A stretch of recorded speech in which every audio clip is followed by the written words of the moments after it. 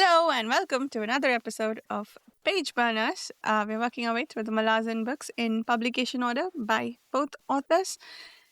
We're currently on House of Chains, reading chapters 16 through 19 this week. That's what we're going to talk about today. If you'd like to join us for these discussions on the forum, please check out the Patreon forum. We have threads up there for weekly discussions for whatever chapters you're reading that week.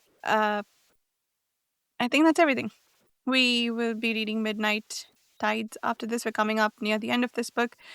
After this will be Midnight Tides, and I think there's a Bockelane and Corbelbroach book after that before we finally start some Esselmont too. But with me, of course, we have the usual group of friends to talk about today's chapters meanwhile, and we'll go around introducing ourselves and also talk about what we're most excited to discuss today. I'm Varsha. I run the YouTube channel Reading by the Rainy Mountain, and I am going to make Carl mad by picking what I'm pretty sure is going to be his topic, Joyful Union. Hater energy. I come in here with the name Joyful Union's #1 fan, and this is what you do to me. Clawmaster is robbed. I get to go first, so... We're such good friends. We're such good friends. All Let right. me take the knife out of my back.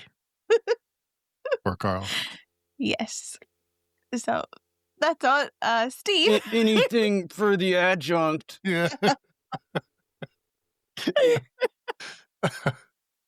I'm Steve from Page Chewing, and it's my second time reading this book. And on this read, especially chapter 17, I wonder, is Karsa, is he growing as a person and as a character? Is he becoming more self-aware, or is he merely becoming more powerful? All of the above. Maybe. We'll talk So about it. is he growing through power, or is he growing because his worldview is expanding, or both? I'll pass it on over to Shannon. Shannon. Thanks, Steve. I'm Shannon, and I think there's a couple things I really want to talk about, but I guess, yeah, right.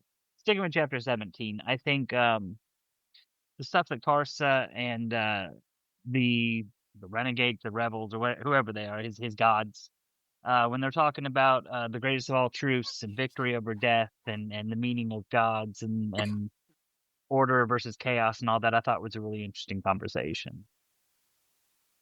So, Dan, you want to go? What? What are you talking about? Introductions. Sorry. I thought you were already well past that.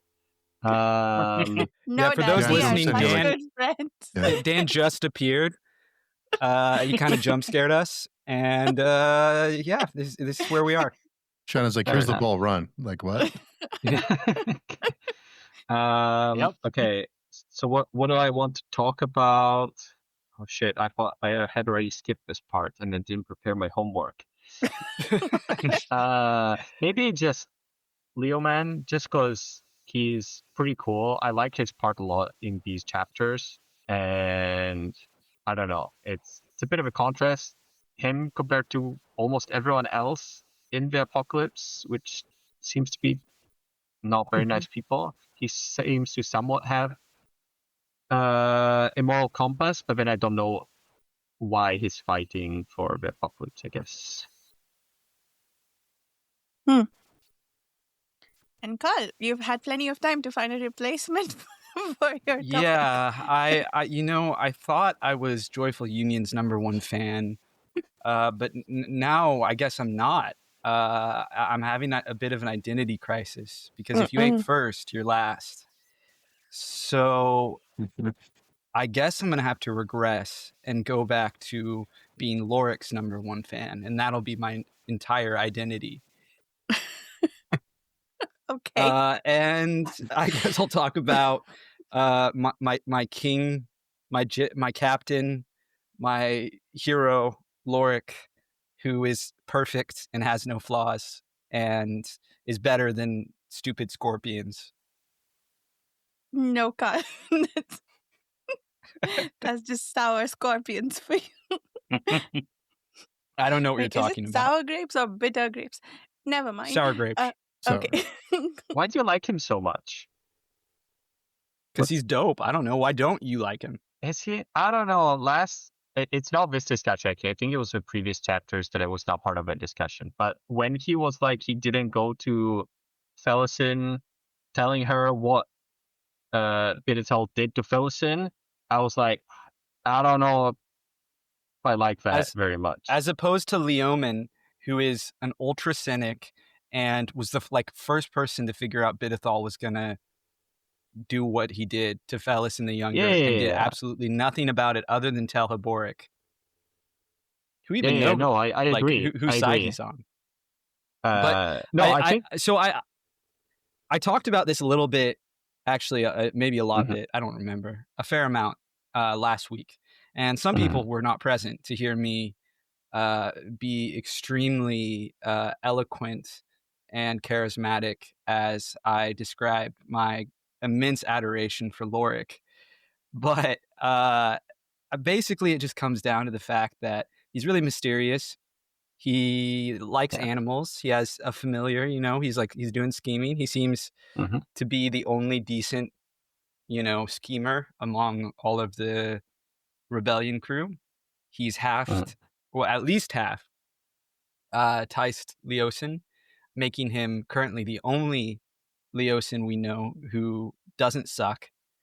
And that's pretty much it. Fair enough. I'll just say the criteria seems to be sucks less than other people of his group. Absolutely. Everything is comparative.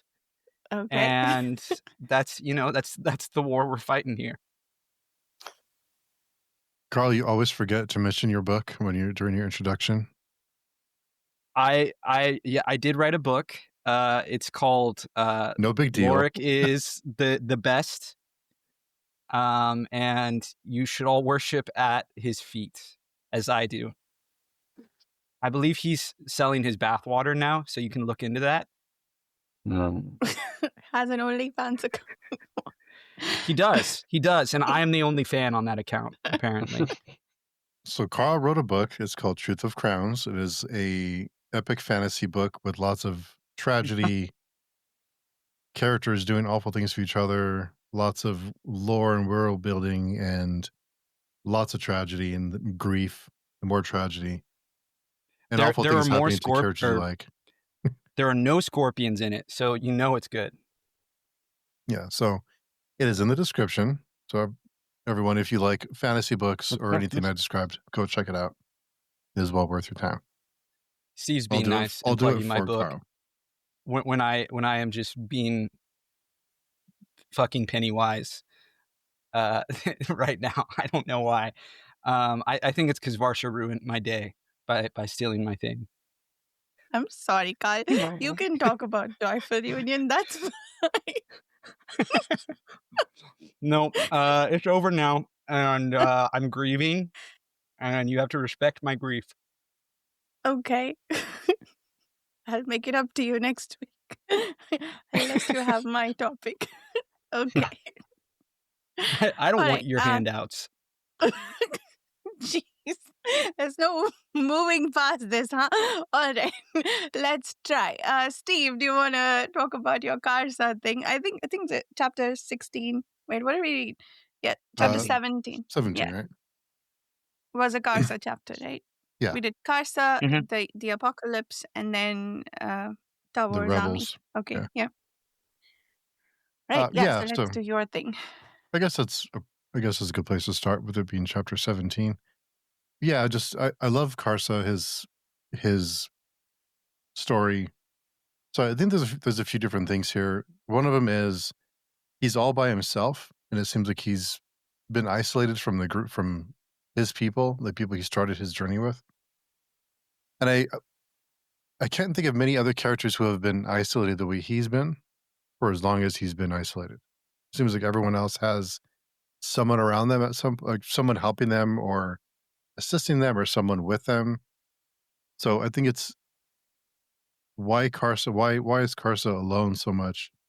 And then I wondered is he growing in a bubble where he's becoming more powerful, or is he really growing and evolving as a person, as a character? Do, Is he, you know? So do you yeah, think the just ghosts throwing it are out there. not actually ghosts and that they're like a figment of his imagination? I'm not sure. I mean, that's fair. Like, that's Yeah. not like that wasn't like a leading question or anything. Like, No, I'm curious because it's not something I thought about, but I mean, it definitely could be true. I mean, no one else sees them, so who knows? Mappo that does though. Oh, Hmm. he does, doesn't he? That's right. Yeah. So the ghosts have to be at least somewhat real. Yeah, that's true. Mappo doesn't. I think someone else sees it too. I forget who. And Yeah, someone else hears them or sees them. Yeah. and I kind of want to think they have a physical. I mean, if they exist, they have a physical presence, right? Not quite in the way we mean physical, but that they exist and are not just a figment of his imagination because of the way the sword was forged. Oh, Like he's Well- literally sort of stolen them from Hood, and they're okay with it. I feel like in the Malazan universe, belief has a lot of power. And so if he like really believes the souls of his buddies were in the sword, I think that would like enchant it anyway. I would argue. I mean, I agree that I think that they are the actual ghosts of his dead buddies. I mean, that's I've been reading that, like just assuming that, you know, I took that at face value.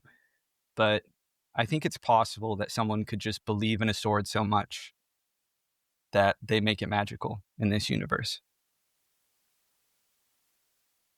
That makes And we sense. can also But- Mhm.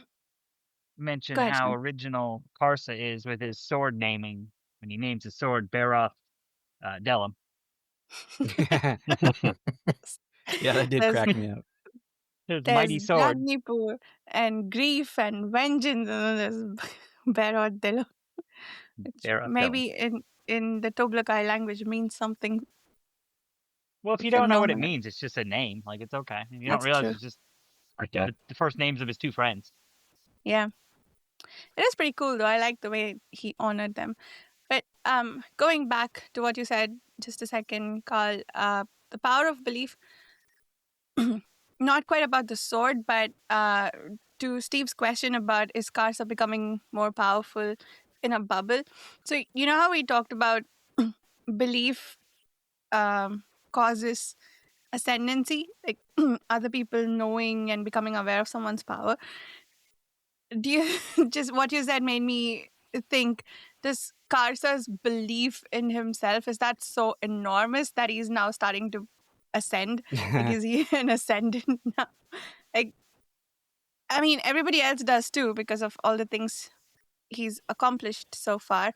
But if you think about his journey, he had Talum and Barot witness how amazing he is and, doubt him and then be cured of their doubt.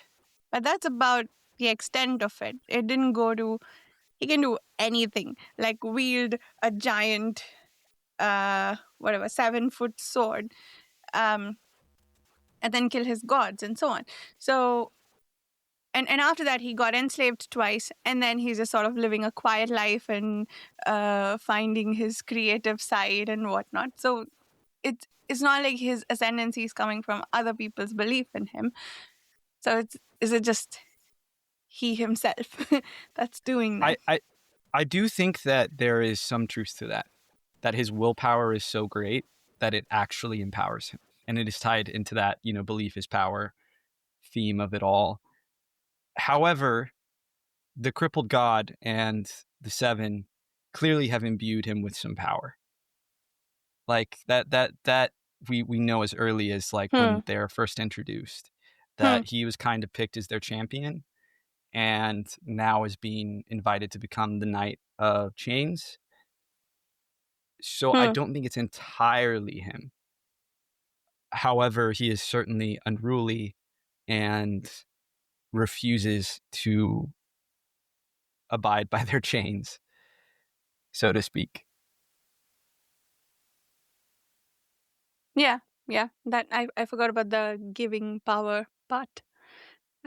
I'm very curious what Dan and Shannon have to say about this, but I'll just briefly.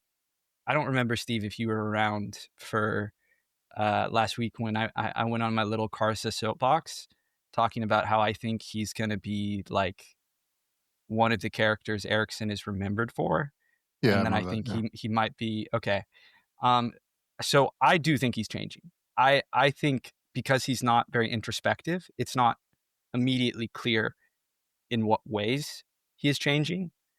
But I do think the Karsa we know now is very different than the Karsa we met at the beginning of House of Chains, or even the Karsa that existed as this almost like strange, foreboding giant in Dead House Gates. Mhm. Yeah, I think so. I don't know. He seemed a lot more, maybe somewhat more cruel and more stupid in a sense every time. But maybe it's more just like he just did not have the experience of the world and the variety of cultures that he does now, right? Which again is a good commentary on normal people. It's like maybe they're not stupid; they just haven't met many different people.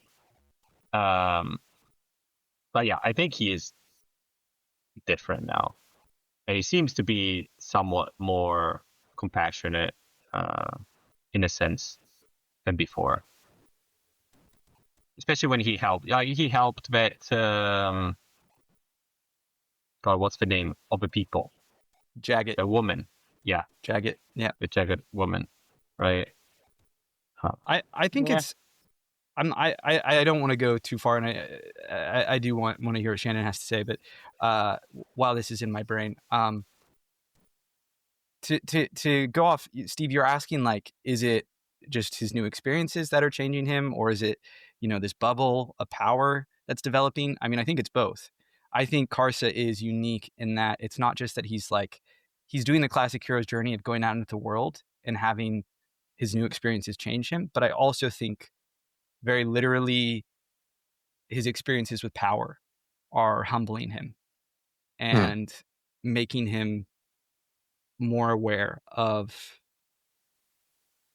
how things work and how he relates to other people and the world around him. He's not changing quickly, mind you, but I do think power is not corrupting him. I believe actually quite the opposite, that the power is humbling him. Okay, Shannon, go ahead. I mean, I think he is changing a little bit. Not a whole lot. I think it has more to do with maybe like what Dan was saying, like he's meeting new people, he's in different, he when he was just living with his tribe, he acted like all of them, and they're pretty awful. And then now that he's come across, originally he thought the Malazans were awful, but he since this book said, actually I think they have a better sense of justice than a lot of other people do. So I do think he somewhat is growing and changing, but I do think in some ways he is still fundamentally the same person. I think he's still prone to making, like rash pledges, I mean, that's one thing, Jakarium is now his enemy just because he made a pledge on it. So it's true. He's very violent. Yeah. He's still, why did he that's fight like his Ikarium instinct. last time? I didn't. Was there a reason, or just because? Little column A, little column B. I mean, I think it comes down to Ikarium figured out because, so he was, Mappo briefly mentions this, but Right. Karsa is wearing the skin of a bear. That bear was a soul taken that he killed. That Sure. soul taken was apparently friends with Ikarium. So Ikarium sees that and thinks, I want to kill this person because he killed my friend. And Karsa, being Karsa, is like, screw it, I want to fight this guy because he's really powerful, and I would never back down from a fight. And his answer is still to, you know, whip out his sword rather than like actually trying to have a conversation with someone. Mm. I get All the he just wants innuendo to see who's intended. stronger, basically. Yeah, exactly. Mm. He's like an anime character. I love that about him. Fair enough. It's so funny to me that Erikson is on record as like having no experience and not really having watched any anime or read any manga, and yet his series has so many classic like tropes from like that you don't see in like Western fantasy. It cracks me up. I love it. Mm. Yeah. Yeah. Steve, any other thoughts on your end about all that? No, just curious what everyone thought, because I started to wonder that during chapter 17, when he makes the decisions he makes these decisions almost in a bubble.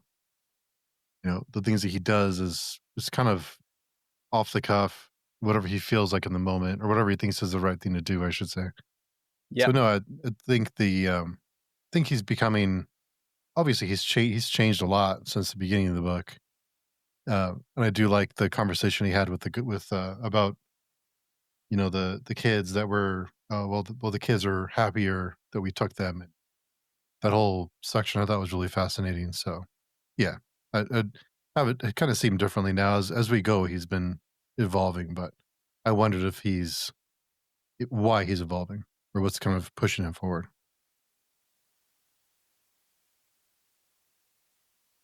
Yeah. I don't know. I think one part is definitely like his curse, I guess. So all the Yep. people following him, I think that's definitely changing him. And his other two Toblakai friend, they're like I don't want to say the angel and the devil on his shoulder, but a little bit. They're like sort of giving him advice, and they're little parts of his personality almost at this point. Yep. So I think that's definitely helping him have a bit more depth, I guess, and different perspective, it seems.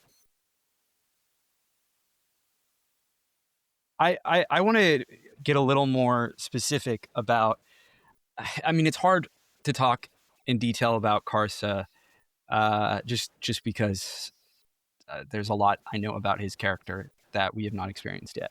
But I want to address very specifically what I was like arguing earlier, that power is part of the equation here, and actually power is not corrupting him but humbling him.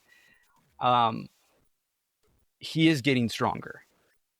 Like I don't really feel that is debatable. I mean, we've all kind of said that. Like Varsha, you talked about, you know, questioning whether it's just his belief in himself that is pushing him forward, and I think there's some truth to that. I mean, he is like a force of nature. He just like keeps coming up against obstacles and finding a way to push through them. And I mean, he fails. He has his moments. You know, Mappo knocks him out. He gets enslaved multiple times. You know, he loses battles. The Watcher guy knocks him out, like punches him and like breaks a bunch of his ribs. But this is tied into the experiences, right? Like, it's not like power exists in a vacuum. It's very much in relation to how he interacts with the world.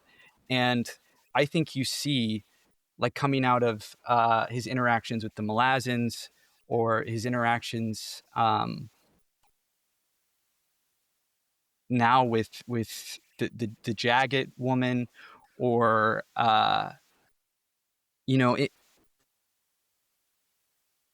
Silver Lake. That's the name of the town. That's what I was searching for.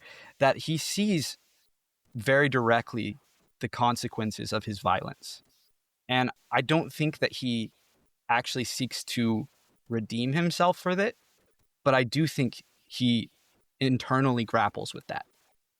And so while oftentimes characters will get more powerful and that power will corrupt them and pervert their intentions, I actually think that Karsa, because his relationship with strength is already so unhealthy, in a weird way, is actually, it's sort of purifying him a little bit. Now, that's not to say that a big part of that wasn't just discovering the world is bigger than, he thought it was and more complex. And, he was humbled, of course, which I think was important. But I think he directly, as part of his experience, is something that I think is often under-discussed, at least in my experience online, is that when he acts violently, when he exerts his dominance and exerts his power over other people, he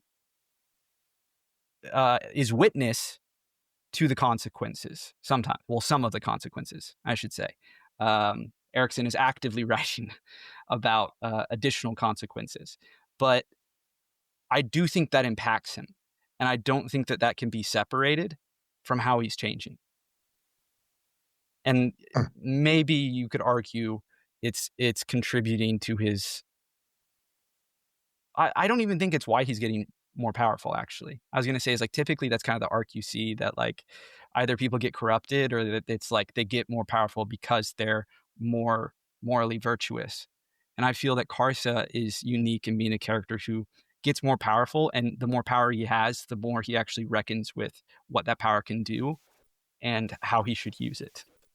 And again, this is not to say that he's anywhere near being like a good, noble, amazing, woo, let's all root for Karsa character. But I do think that is having an impact on him and actually changing him largely for the better. Not entirely, it's not a straight line, but I think it's having a beneficial impact overall.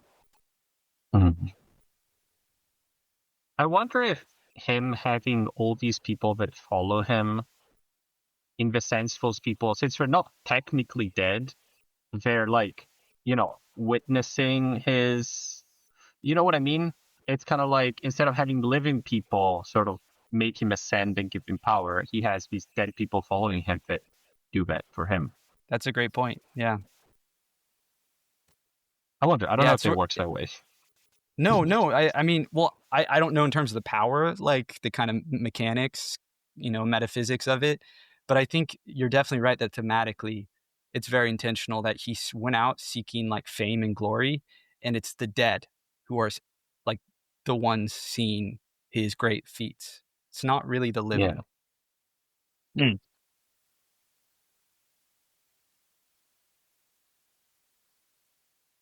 Yeah, that's interesting. The dead causing him to be more powerful. But both morally and mentally and physically, I guess. Physically, I don't know, maybe not, but the other ways probably. It's worth mentioning too, I think, that like Karsa is very deliberately not an introspective character. We don't get him really thinking about things. If we get his internal thoughts, it often comes out in his dialogue, or we have to interpret his actions. That's not to say he never introspects, but it's much rarer than a lot of the other characters. Like Strings, for example, is like constantly thinking about how depressed he is, right? And that's not a criticism. It's just they're two very different types of characters, right? And if you think about that, then from like a kind of authorial level, you still want to have some glimpse into what's going on and what's impacting him. And the ghosts, the chains, and the change to Freudian slip, is literally manifested, right? I mean, magic is metaphor. It's very literal here that he is actively haunted by these ghosts. And so even if we do not hear his thoughts about how that's affecting him, I think we would be remiss not to intuit that he is being affected by the fact that he is followed by ghosts everywhere he goes. And we know he hears them. That's how he's introduced after the time skip, is briefly recounting how he can constantly hear and feel the presence of all these ghosts. And how does that change someone?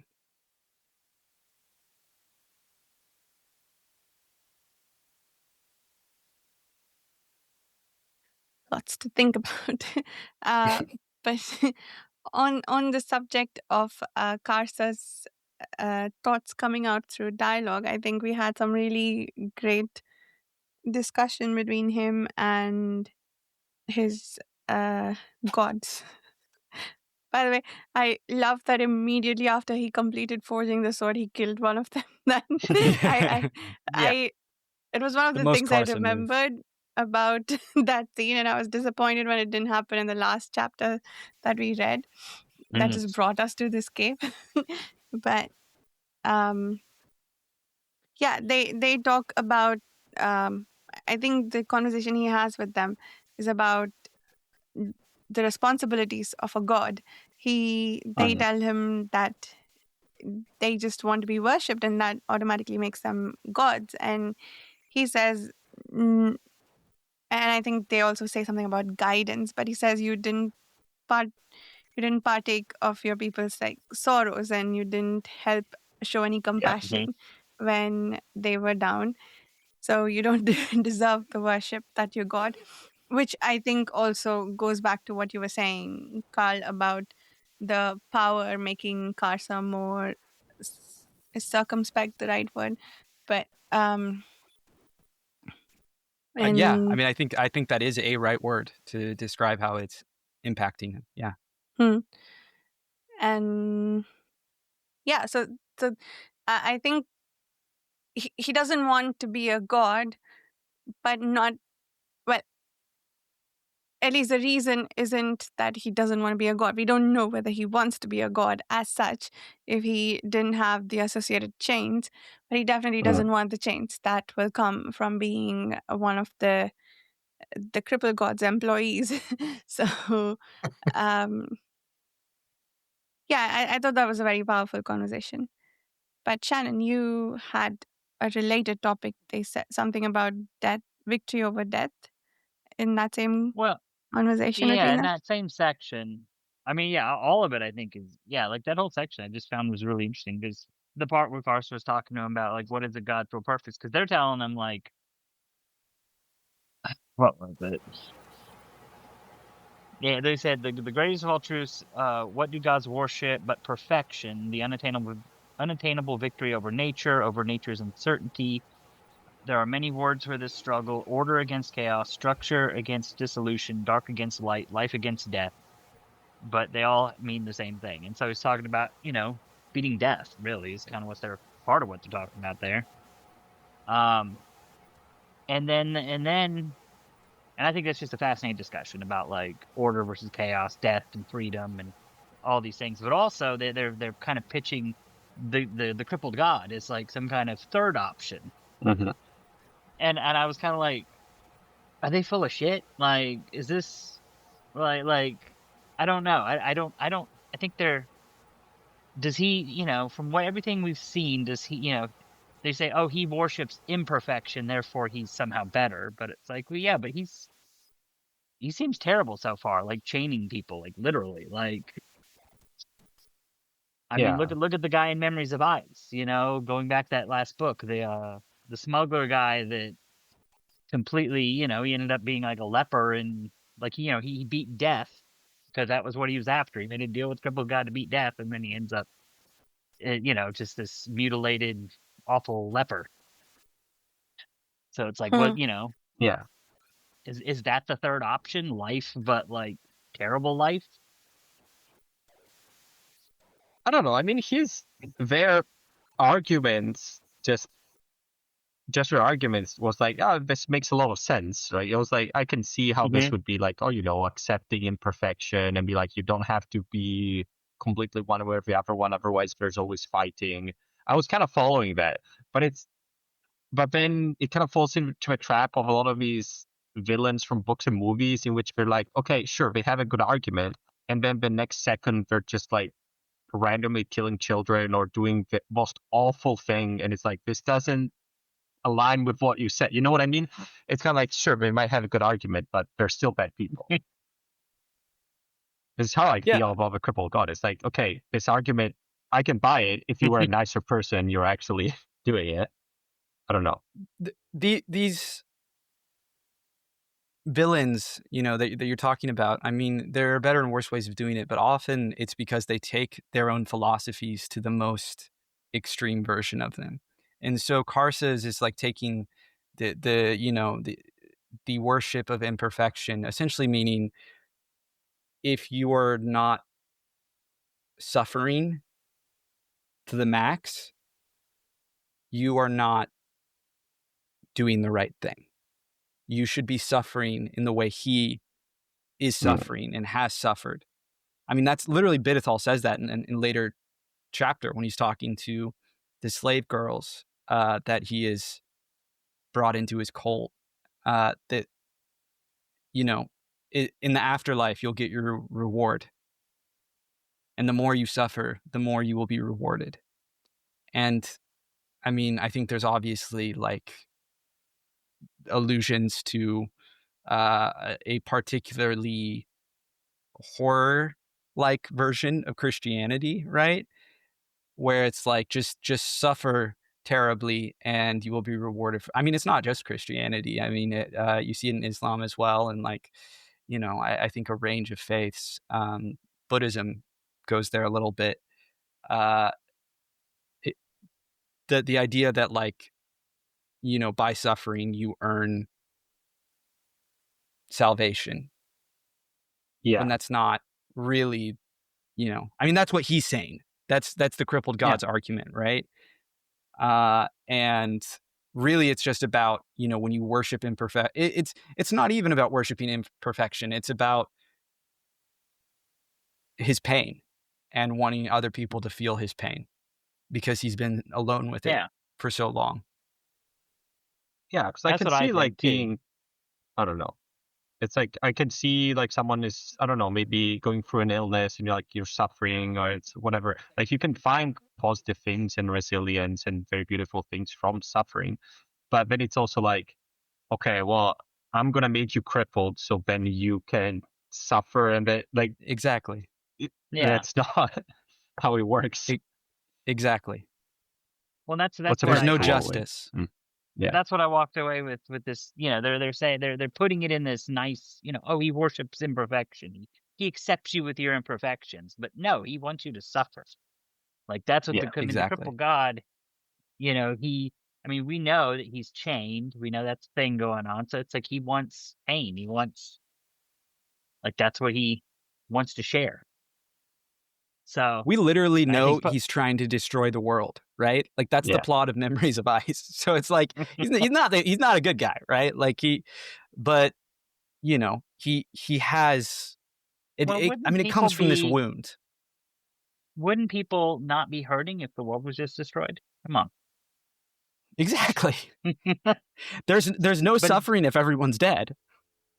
But he wants suffering, so I don't know how that works. Yeah, that's fair. Especially, right, with the afterlife. I mean, who knows what happens beyond Hood's Gate? And maybe you don't even go beyond Hood's Gate. You could get sucked into a sword and be stuck in that sword for theoretically all eternity. Yeah. Or going to a jade giant. I don't know. I've reached people dead. I don't know. There could be. I have no idea. That is a horrifying thought either way. One of the most that's like cosmic horror. It's just wild. The jade giant. Oof. Yeah. Unfortunately, so while we're in this chapter, I did want to stop. You know, in the back half of it is the whole section where Karsa gets his horse, the new habit, and everything. But what I thought was really cool is we get a bunch of lore drop about Aquarium with this girl in the tree, Fearless. Mm-hmm. You know, we find out that it sounds like Aquarium attacked an Azath house to free his father. And then after that, he couldn't remember stuff. We don't really know all, but like, that's kind of what happened. And then, but he did kill the house, but like, it's still kind of dying. I don't know how that all works, but it's dead. But then sometime later, they speared this Jaghut girl right there where the house was. And I don't know, the house kind of merged with her and became a tree. And now is it her brother? No, it's not her brother. Her friend, Synagig, he comes along and pushes food down into her trunk where it apparently just rots. I don't know. Sounds gross and smelly. Yeah, I love that section. That's so cool. I heard you say her name is that's how you say it, Fearless. I didn't know how to pronounce it, but yeah, that's so cool. But Yeah, I was imagining a tree with eyes and a mouth and everything, which I'm sure she didn't have. She was just speaking into his mind. But I was imagining a literal talking tree. But yeah, that did we know from Deadhouse Gates that Ikariam got the way he did from trying to save his father from a dead house? I think we did learn that. We didn't I get think more that than might have that, been but an epigraph that kind of mentioned it or Mm. something. Yeah. was it Gothos himself who said it? Because he appears at the end of Deadhouse Gates, doesn't he? Oh, maybe. Oh yeah, they meet him, and yeah, I don't know. I forget how that But this is where exchange. we get the whole story really laid out. Yeah. Yep. And speaking of snarky jaggeds, how cool was the other guy who was apparently just turning himself into a rock, who lived inside a freezer for a long time? Yeah. Oh, that was I brilliant. I just love think the the other guy would wondering- shut up. And like they kept commenting on it, how he just did. Like you Oh, start to yeah. tell something, Karsa was like, "I'm sure you're going to tell me everything." I want to ask you guys, you don't think there's a lot of jagged for... Because I remember at the beginning when I was started reading the series, I was like, oh, there must be, even if there are some, there must be so rare. Especially reading the parts with the planet massing, they're killed almost all of them and stuff like that. But there's actually, like, we're encountering a decent amount. You don't think so? Or am I Yes, just... but- No, yeah, for sure. I was don't think that- surprised too, but I'm thinking on it. All of them we've met so far are really powerful magically and have lived a long time. And in the case of our talkative friend, found clever ways to hide apparently. So Yeah. and we've come across quite a few, but also they are isolated, right? Like we meet individuals. We haven't met a group of them, which I think is how they lived Mhm. even when Yeah. there were a lot more of them. But there's no families, there's no children. Mm, We haven't met a single jagged that's not ancient. mm. Yeah, Well, I except mean, for one I that was think there tossed are. into a portal. I Sure. think there are dozens, if not hundreds, of jagged left. So when you think in the grand scope of like a species, they are on the verge of extinction. But there are a lot theoretically you could meet. And I think the fact that Yeah. we meet so many is just down to the, basic narrative of it all, that like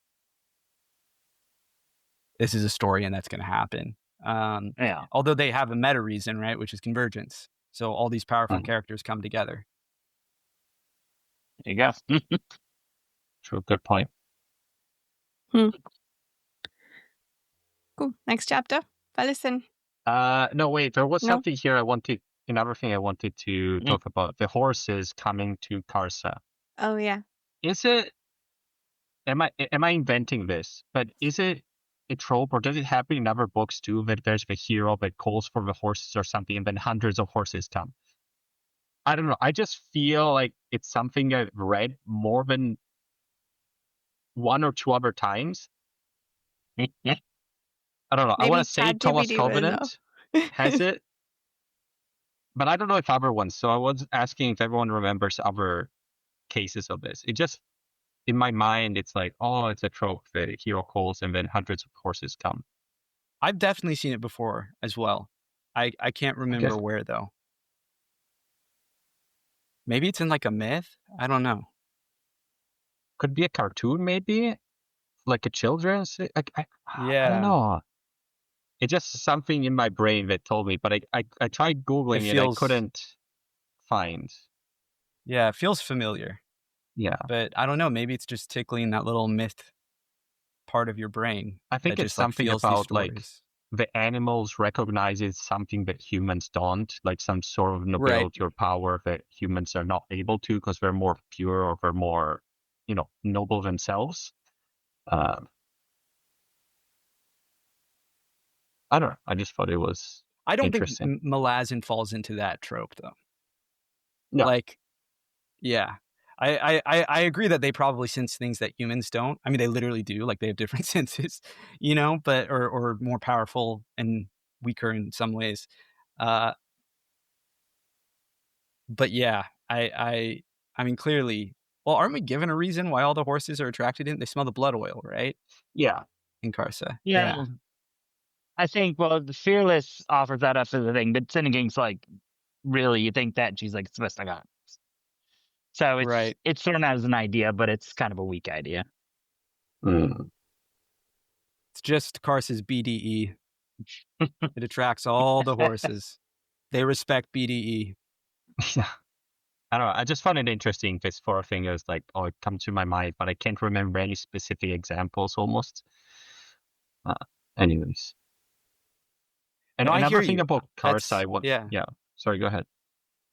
No, I was just gonna agree. Like it also feels familiar to me. Maybe it's like a historical fiction thing. I'm like trying to think of it now, like because it does. Now that you say that, like I feel like I've seen that before, but I don't know. Maybe you're Berenstein Bearsing me. Maybe. And the other thing I wanted to mention, maybe I'm reverse engineering it, but I was thinking that about Karsa and about his, his other Toplakai spirits that talk to him. I wonder if it's also something that Erikson was like, oh, I want to be able to explain things through dialogue in these chapters, but Karsa doesn't talk. How do I get him to talk with someone when he's alone? And I wonder. Because that's very convenient for us. I think you're right. I mean, I don't know that that's the only reason, but I'm sure. Exactly. Like if you have a character who's not going to introspect, you need to put him around characters that will make them talk. Otherwise, it's just going to be action, description, action, and that can get a little dry. Yeah. I guess in other cases, he can talk with other people when he's alone, though there's nothing. Right. I have to give a few authors who do that. Action. Yeah, no, that's for sure. What are you thinking about? Oh, we'll talk later. There's a fantasy author that's pretty well known for their battle scenes. That is just like battle scene, another battle scene, this battle scene, and battle scene. It's like, I want to be real. I feel like you could be fight. describing several authors. Like there are a lot of fantasy authors that just write a lot of battle scenes.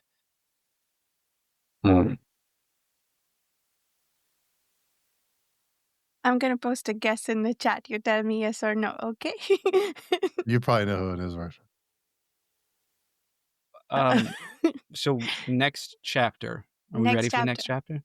Starts with a little bit of a Felicin reminiscing about Tavor. And loved that. Eventually she realizes that Felicin is Tavor is cold iron, which the soldiers are trying to explain to her, but they're just giving examples of people who are cold iron without actually explaining it. But she knows in her gut that Tavor is cold iron, and Fiddler has told us that she is too, so we know. And so Felicin is suddenly terrified that this is not going to be an easy win, as she has been told so far by Corbolodum's extreme complacence, as we see in a conversation he has with Kamistrel, which is like, yeah, that guy sucks, we're cool, we're going to win this. And like, okay, where is all this confidence coming from? You're wrong about all of them. Classic. Yeah, I didn't realize it was such a scissor beats paper sort of thing. I thought it was more, it's just a temperament thing, and it depends what their skill is, and it's just a different way of doing things. But yeah, I was surprised that it was just like, oh, cold iron wins almost all the time. So there's a little more nuance, but yeah. Yeah, see, I thought this was actually earlier in the book when we saw cold iron. I didn't realize it was like back after the book we finally got the explanation for it. And yeah, I was like super excited to see this. And I like the idea that some people can go back and forth. They said was a Dujat can do that, and then they call out Karsa. Which I got a question that is that true? Can Karsa go back and forth, or is he just hot iron? No, I think he can go back and forth, I think. Okay. Maybe at the beginning of the story he's just hot iron, but I think he has cooled somewhat. Basically means like cold iron is just thinking and hot iron is just a feeling. That's Passion, basically what it yes. boils down to, right? Passion versus reason. Yeah, cold reason. Well, if you need something done in like a hurry, you want that hot iron. You want somebody that's, let's do this now. But if you want to counter to that, you want somebody slow and methodical and cold iron. I feel that this is so I like this, and I actually love this scene. I think it is a phenomenal scene, very impactful. Mm-hmm. I do think as an analogy, it doesn't always work because there are just so many different scenarios. Like there are famous generals, like people we think of as like all-timer generals who are like famously rash. Julius Caesar, famously rash. He did a lot of crazy shit that, I don't know that it's quite such a dichotomy, but I do think it is a neat little story to tell. And it does explain, I think thematically for this book, it's particularly impactful because of the differences between the two sisters. Like that's how I feel like it works most effectively, is illustrating their differences and the differences between the two forces, where the Malazan forces are very organized and, they have a lot of personality, but they're very mechanical about how they do their work. They get shit done. And then the rebellion is just, it's a storm. It's a whirlwind, right? The metaphor speaks for itself. Yeah. I like that part where it was saying like, oh yes, we're the whirlwind destruction. It's hot iron, the hot of the desert, all the sort of thing. I was like, yeah, I'm into this. It just feels bad to then end it with saying, oh, we're hot, so we're always going to lose to the cold. Yeah, exactly. It just feels a bit bad for them in a sense. But I guess Leoman, I don't know. Yeah, he is cold iron because he's like cynic and he doesn't really believe in the cause of rebellion. Maybe, I don't know. I'm not sure what he believes in. That's the thing. It is unclear. Yeah. Yeah. And Heberic saw the coldness in his heart, and so he hates him for that. He does seem to really like death. That's the kind of the philosophy he laid out earlier in the book. I forget if he's talking to Boric or Karsa. I want to say Karsa, where he's like, yeah, when you die, it's just like nothing. And that's peace. That's the perfect order. He seems very anti-chaos.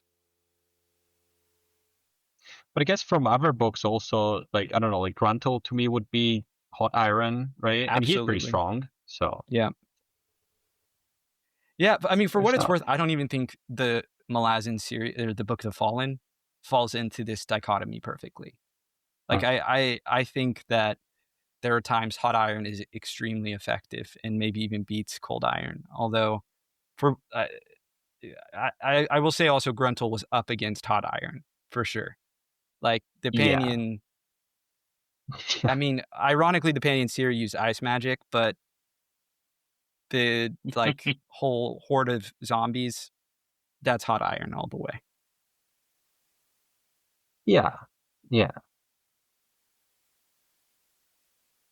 Anyways, that's a very cool scene, though. What do you think? Is the crippled god hot or cold iron? Hot. The guy who turned a person into a leper for fun. There's a lot of scheming, though. Scheming is very cold. Right? Well, I don't know. Apparently hot iron can scheme as well. Like that's Camus Rello and Corbolo Dom are supposed to be hot iron, right? And they are scheming. They're just maybe not. It's all about vibes, really. It is. It's vibes. It's all vibes. Vibes all the way down. Yeah. That's you how give they hot iron, explained you it cold to iron. Felicin. It's just vibes. It's just vibes. And Felicin concludes, based on vibes, that tower is cold iron. I mean, yeah. Like, It is true. Felicin has a certain type of smarts, and I think she's actually probably much better with people than Tavor is. But she is not. I mean, it's just not even fair. It's not even a comparison. Tavor is like literally a genius. Like, she is a child prodigy. Everything we've shown has indicated this. It's actually crazy. Yeah, She she was- was what was and well in this chapter she was what 6, 9 when she was 9, I think. Hmm. yeah 9 when she's acting out all these like big wars. Which, by the way, I saw that I don't know if you guys caught it. Crimson Guard shout out. That was Yes. that's related to them, the Devore family. But Oh. yeah, so but yeah, it's just like a 9-year-old doing this. That's crazy. Tavor was However, put that's on. also in the same chapters, and I will say what Dan said a couple weeks ago has really stuck with me. And Felicin Younger, just goddamn, she doesn't speak like a child, like ever. Mhm.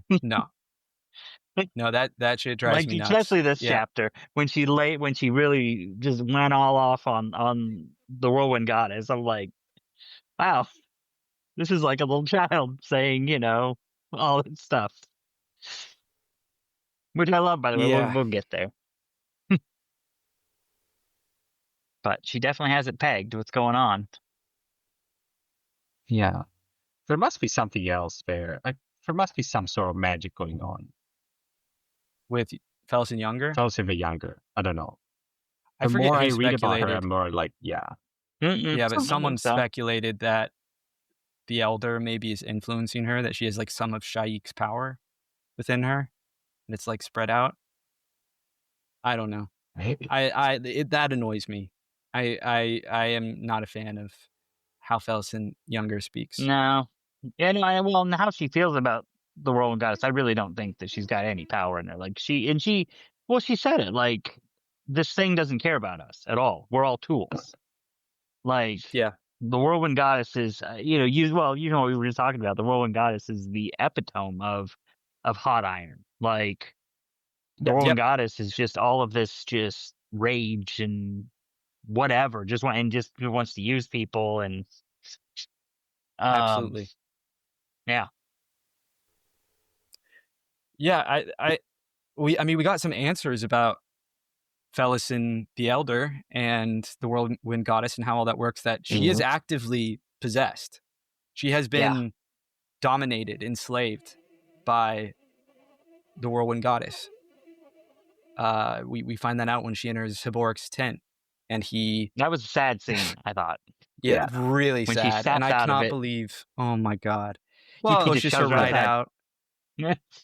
You know what that reminded me of? That scene in Dead House Gates. She is told some information about something that's going to harm Heberic, but then she takes so much Durhang after that she gets in this fog and she forgets. All she remembers my is that she God. had something important to remember, but she didn't know what to do with it. This felt almost exactly like that scene where she got some important information about Felicin, someone she cares about, and she could do nothing about it because her mind was immediately consumed by the whirlwind goddess when she went out. That's excellent analysis. You're right that she traded one drug for another. The Whirlwind Goddess is just her new Durhang. Oh my God. When you think she finally has some sort of agency, she doesn't really. She's still just a puppet. She's trying an to control addict. things, but she has no. It's very sad. Oh my God. She is still, she's an addict. That's crazy. That's a great point. And as soon as she got clarity, she immediately went into her anger mode, not against Heberic this time, but against the guy who Bowden? Not Bowden. The guy who slept with her repeatedly. Mm-hmm. Beneath or something. I don't know. He sucks. I don't remember his name. He's like a gang the boss. guy on the Otodara Island. The guy who sort of took her under his wing, so to speak, but who basically took advantage of her repeatedly. Yep. yeah, she immediately remembered that and like had a lot of anger. So she hasn't even been able to process all of this. She's not recovering. She's not healing. She's just consumed all over again by this goddess. Yeah. Yet again, but Tavor because just he- making a bad I mean, decision. Felicin was so you- not prepared for all of this. if you think about it, she went to that island and got high and stayed high the whole time, and really had probably barely dried out before this goddess took her over. So she hasn't been clear minded since the prologue to House of Chains. Absolutely. Or I'm sorry, Dead House Gate. She was Yeah. so not prepared for this. Sad. And why did And they gave her the Haboric- worst father figures. Haboric is a terrible father. Yeah. Absolute failure Yeah. here. I love him. Don't get me wrong. He's like No, he's a definitely dumbass. top 20, Like he shuts her maybe out, top 10 and then characters, but he really, he shoved her out, made her forget, and then he sneaks out, and you're like, oh, okay, he's gonna go do something about it, and that's what he's thinking. But then he's immediately like, oh, I can't do anything about it. I probably could have done something about it before I was a destrant. Oh well. And then he goes back home. It's like, want why to did talk he about push like her poor away? parenting. Okay. All of sure. the people failing Felicin Younger. Felicin Younger has been failed so completely. Mm. Everyone around her failed her in a way that is hard to even comprehend. That not one person stepped up and prevented what they knew was wrong, or after it was done, did something about it, but continues to enable this shit because they think it's politically necessary. Yeah. I mean, Horrible. that was why I'm sorry. Lorik, Go I ahead, was Jen. like, I don't know. I thought he was cool at the beginning, but then he did the same shit as everyone else. I was like, I'm not on, think he's that cool anymore. And Haboric too, like this That's chat valid. is like, fuck you, kind of. I don't know. I think it's When- terrible. I agree. I don't think it's excusable. They could say, "Oh, we're just doing what Felicin Younger wants us to do." No, she's a little No. girl who's just been traumatized, and she's been traumatized repeatedly her entire life. Like you know better than her. She literally doesn't know better. You do. What are you doing? It's ridiculous.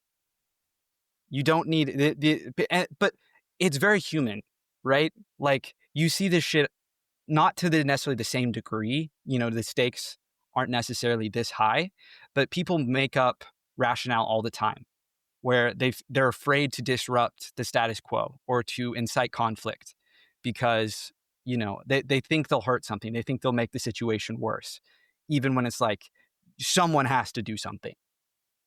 And it's just a complete failure. Everyone around Felicin the Younger completely failed her. I mean, I don't want to make it too dark, but like, how many times in real life, like in cases of abuse, you're like, oh, they tell their parents or someone they trust and they don't do anything, or they don't believe, or they're like, well, this person is nice, or you know, I don't want to. He's maybe he brings money to the family. He's like an important person in the family or whatever, and they don't say anything. It's just, it's so real. sick. It is sick. I mean, I think hopefully none of us ever have to encounter something as extreme as what Felicin Younger has experienced. But, you know, that I think this is potentially the power of, you know, fiction and storytelling. I mean, it doesn't have to be fiction. It can be nonfiction too. But like being shown something that is so unjust and so wrong that, you know, hopefully if you're ever put in the position where you have the ability to do something, you know, you remember this and you're able to muster the courage to speak up and act. Because it's courage, right? It just takes courage, believing that you have the ability to do this and just that it's right and that it will work out. It's not going to be easy. It's going to be messy, but somebody has to do something. This goes back to Dead House Gates, right? Like, it's not just that children are dying, right? Like the famous quote, it's like children are being horribly harmed and abused. You know, that's the evils of history, like summarized, that we can't even protect the most vulnerable. But we And got to to me, keep it's trying. also like the normalizing of this sort of thing. It's like, well, the whole world is shit, so why should I try to make things better? It is what it is. I'm not doing it myself, so it is I'm just gonna let That's it the happen. Leoman mentality, though. True. No, I'm not saying Leoman is good. I'm just saying it's cool the sort of tactics and the military thing that they're doing, like those sort of chapters. I don't think he's a good For sure. person. For sure. No, I think he's a cool character. Don't get me wrong either. I like Leoman as a character. But he is like the ultimate cynic. That is how Yeah. he's positioned. Is like he's like a nihilist. I don't think Yeah. he's literally a nihilist, but he's almost there. But for He's some very reason, it close. feels like at least if someone is bad, but he's consistently bad, he's somewhat better than someone that pretends to be good, but does a little thing that's bad. You know what I Right. mean? Yes. Just because If it's we're inconsistent in gonna our mind. if we're gonna talk about Leoman, okay, so he technically shows up this chapter. I was gonna bring up Koreb, who we meet. The his soldier, and I was gonna ask, is part of the reason we like Leoman kind of like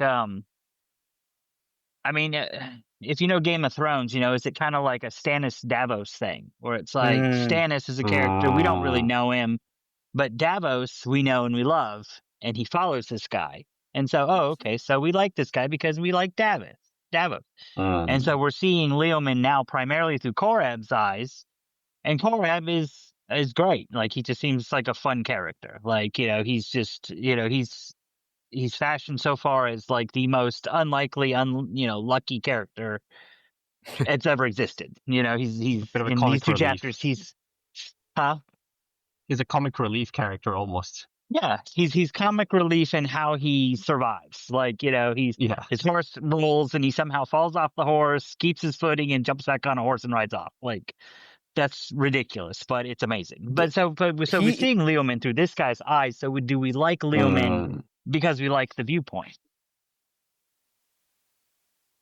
Maybe. I also think it. Yeah. I mean, I think you're right. There is something to that. Like that, absolutely. The Stannis example, I think, is a great example of exactly what you're talking about. And I think beyond that too, it's just Leoman is competent, and he is surrounded by incompetence, so he comes out looking better. Right. Yeah. It's the same reason why I like Lorik. Right? Is Lorik is surrounded by incompetent, evil people. And so he comes out looking pretty decent, and just considering who he's surrounded by.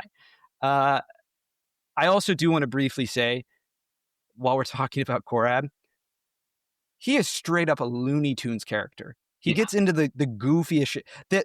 I had completely forgotten about hysterical scene. I mean, this series just really goes for it, where towards the end of these chapters where we're getting the new sharpers and everything and the new crossbow, and the grenade gets thrown at him. He sees it. He grabs a helmet, puts it on top of the grenade, and then the grenade launches him up into the sky. He falls back to the ground, looks around, and then runs away. It is literally like the most Looney Tunes shit you have ever read. It's hysterical. I could not believe. I was like, oh my God. Freaking And Erikson, then the cherry on that was Cuddle bitching about it later because he was the one who threw the sharper. And instead of being like, well, next time, don't try to be fancy, just stab him. Right, exactly. I also like that. I think Leon or someone else is saying when he comes back, he's like, oh yeah, he's the last one. He must have been fighting or protecting people in the rear guard or something. Very funny character. Ultra brave. Yeah. He's a hero. Yeah, he seems cool. But I said this, and I said this in the forum earlier. I will say I'm very thankful for Koreb because I now finally at least have somebody on the rebel side that I'm now really for. Because Lorik, I like Lorik well enough too. More than well enough, but he's not really a rebel. Like he's just there. Right. Yeah, I agree with that. Hanging out with him. Like here we actually have somebody following Leoman. And Leoman, I mean, like I like him, I don't like him. I mean, he's like I said, he's competent. I like him because he's competent. But Koreb I genuinely like because he's comic relief, but still I genuinely like him, and I'm happy that to have a viewpoint on that side I can now get behind. Yeah. That's fair. Like that really made the next chapter 19 really flow better for me. Like having dual viewpoints that I liked. It's just very hard to be on the side of a faction that has like Bidetol in among Oh yeah. them, you know? But It's if you're like, but going to chapter 19 though, like if you have a battle where a guy you like is now on that side, you yeah, want him to survive. So you're watching it, and you're like, oh, I want my buddy to survive. Which Absolutely. made the stakes better, made me more invested than almost any of the battles that were in Deadhouse Gates. Like all of those it's a battles, good I point. didn't really care about the rebels, didn't care about the other side, so I didn't have that connection. That's a very good point. I'm just saying, It the definitely more I makes it. read about this Yeah. spiritual guy, the less I like him. I was gonna say that, like, That's the with coldest the hot take I've ever heard. Yeah. I think originally it's something like, oh, the more I read about this Hitler guy, the less I like him. right, Yeah. exactly. Man, this sounds awful. The Malazans, like the more you learn about the Empire and like the horrible people running it, the more you're like, well, they make some good points, like maybe they're not like all bad. Bidethal though, he gets worse and worse the more you learn about him. Like we're in his POV and we're like, this guy is actually even more evil than I thought he was. This is crazy. Yeah. So all right, let's discuss this. So all right, nominally the whirlwind goddess doesn't do anything about him because she needs him Mhm. on her side, I guess, because yeah. she To knows the kill others are Febrile. rebelling. Yeah, Does she really though? I agree. She does Because not. It's stupid. I don't think she does. Because like at the is it the end of this chapter where Febrile's like watching the sunrise and she shows up and she basically reveals like she knows what he's thinking, like because he's Mhm. thinking like bad stuff about her and she's like, oh yeah, because he knows that she's drawing on the life force of all the people in the camp. And she's like, well, and then she kind of puts it another way so that it doesn't sound quite like that, but it's essentially the same thing. And it's like, oh, so she can literally read his mind. Like, she could just kill him, like outright. She doesn't need to play this out. Yep.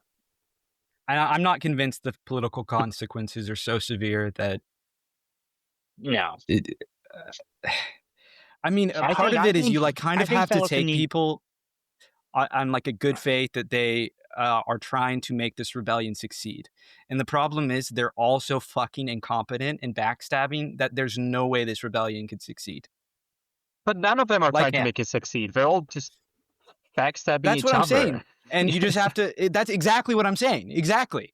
Yeah. And the premise that they need this balance of power is entirely based on the fact that they're going to all work together. They will find a way to make it happen where they will work together to defeat the Malazans.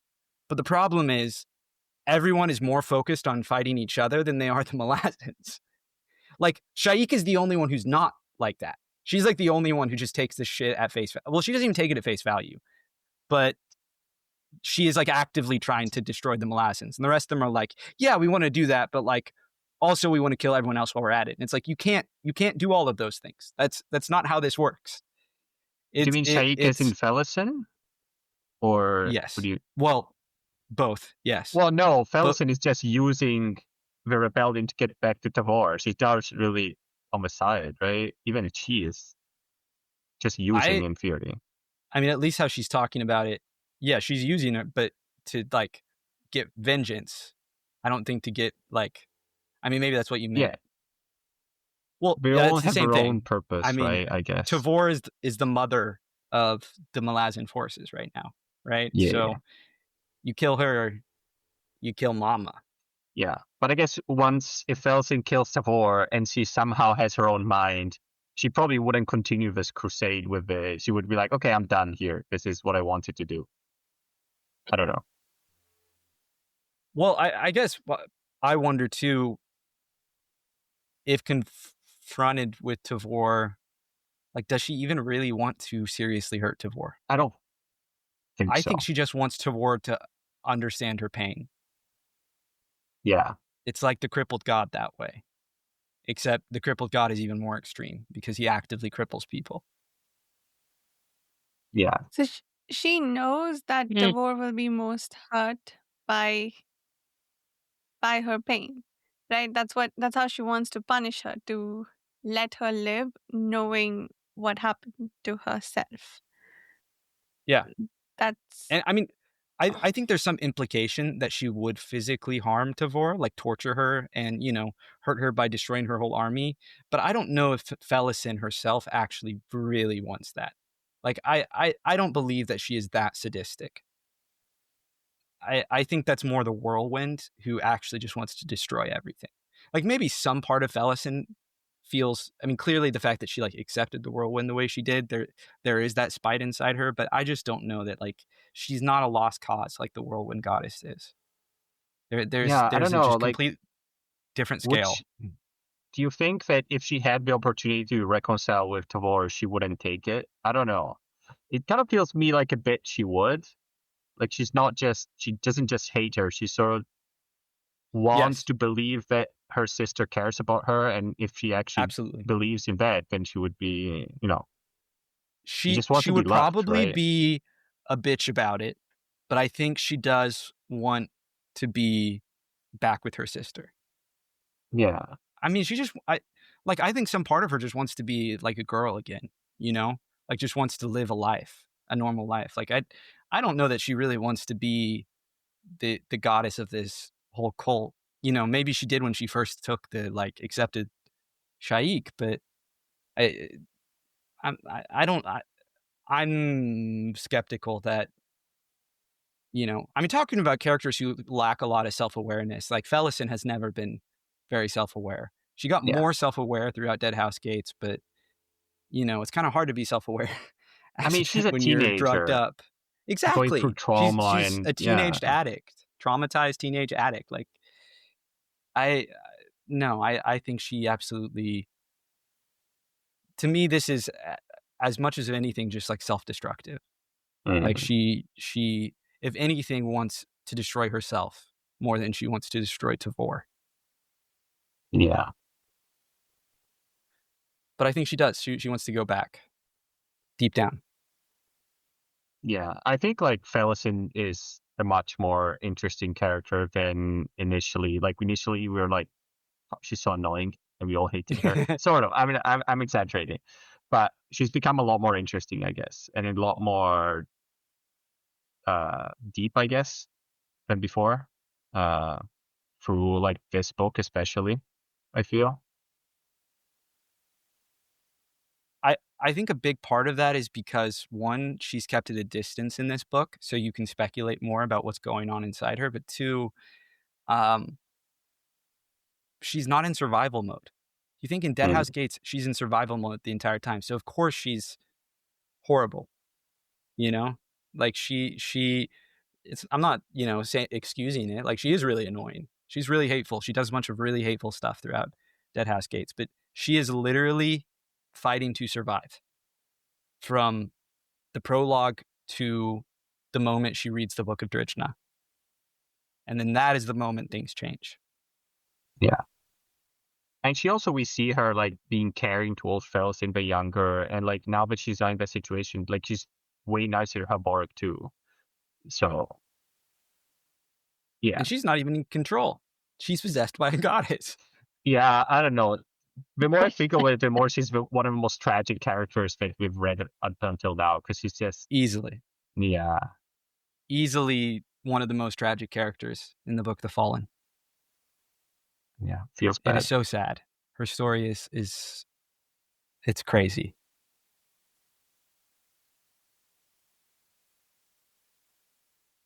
Farsha, we haven't heard from you in a while. What are your thoughts about Felicin? Yeah, I agree with everything you guys said. Agree, she's extremely tragic, and yeah, I think the little snippets into her mind we got.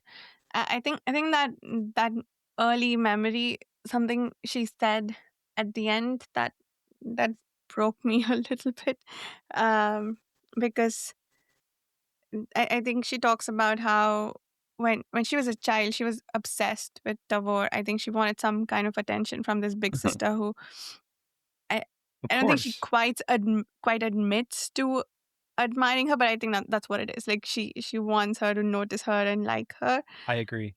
but Yeah. but she's like, so this quote about what that meant. None of these thoughts were present in Felicin's mind all those years ago. The obsession with Tavor existed, but its sources were formless, as only a child's could be. The stigma of meaning ever comes later, like a brushing away of dust to reveal shapes in stone. That is so beautiful and sad. Yeah. I don't know if any of you all are like have older siblings, but I know that when I was a kid, like I worshipped my older sibling, especially my older brother, you know, who I looked at as like, this is how you be a man. And like I grew up and I grew out of that, and I mean I still look up to him in many ways, but like we're adults and we have, you know, adult complex human relationships now. But like as a kid, and I didn't think of it in that way. I didn't think like, oh, I worship him, I want to be like him. But that is what I was feeling. I feel like that is so immensely natural. Like unless, I mean, because like, of course, when you're a kid, like you're looking for who are your role models. So you look to the people around you. The parents are the most obvious choice. That's the like kind of the most universal. And then the siblings are like the next thing if you have siblings, older siblings, right? And so I think it's completely. Of course, she really looked up and admired Tavor, right? And I think she did Ganos as well. But Tavor, especially as the other girl in the household, like, you know, and the one closer to her in age, Ganos was off in the military. Like, and we saw how she reacted to Ganos dying. You know, imagine, you know, Tavor wronged her. She did. Tavor, the biggest mistake Tavor has ever made was what she did to Felicin. But Yeah. I mean, that's still going to be there. She's Yeah. still her big sister. Yeah, I'm sure my younger brother still worships me. I'm pretty sure. I mean, most people that know me do, but That's true. That's true. yeah, I don't know if it's being big brother or not. It's Yeah. really overwhelming sometimes, Dan. Honestly, talking to you, even virtually, it's just a lot to take in sometimes. Oh yeah, that's what people tell me. Yeah, it's a lot. So today's the day everybody on this podcast has an ego trip. We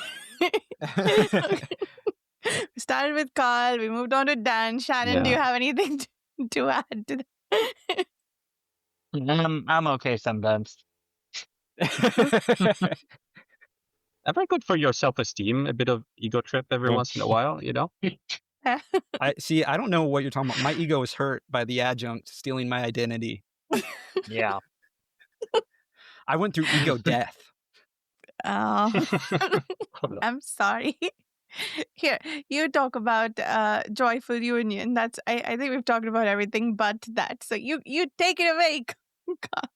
No, please. If I start talking about it, I think I may start crying. And even though the listeners can't hear me or can't see me, I don't want them to hear me crying. So please go ahead, Varsha.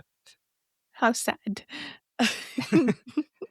Might be sadder than that Felicin quote I just read. It might be. Anyway, joyful union.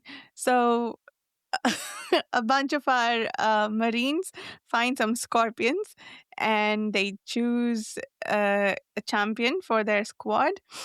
Gessler and Stormy was the third one, right? Was it Gessler, Stormy, and Fiddler? Who was the third? No, it was some other dude, some other like guy in a squad. Yeah, because Stormy's in Yeah, Gessler's it's squad. the other guy, Borak or something. Borat?